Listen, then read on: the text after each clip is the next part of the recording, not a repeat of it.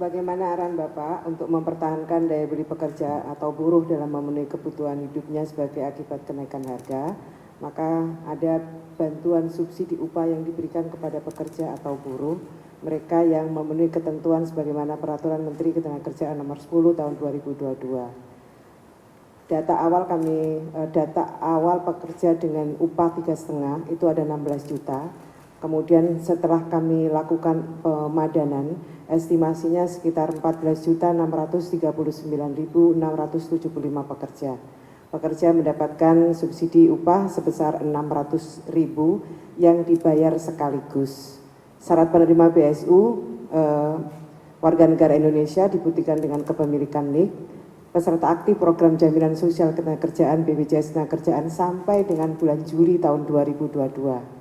Kemudian mempunyai gaji atau upah paling banyak 3,5 juta, pekerja atau buruh yang bekerja di wilayah dengan upah minimum provinsi atau kabupaten kota lebih besar dari 3,5 juta, maka persyaratan gaji upah tersebut menjadi paling banyak sebesar upah minimum kabupaten kota atau provinsi dibulatkan ke atas hingga ratusan ribu penuh.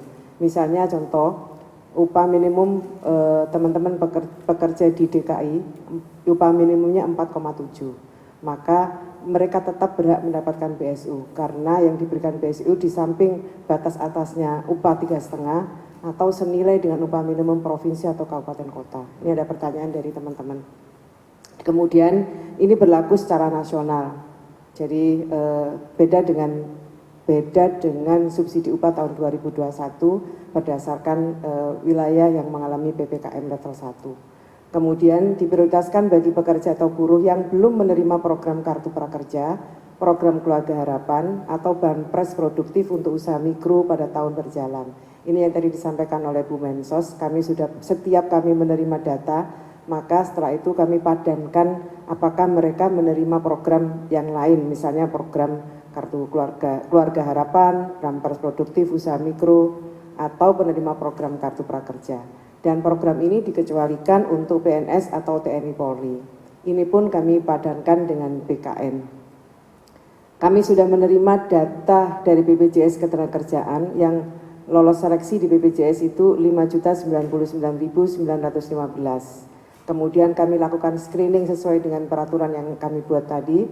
Akhirnya yang lolos itu 4.361.792 pekerja.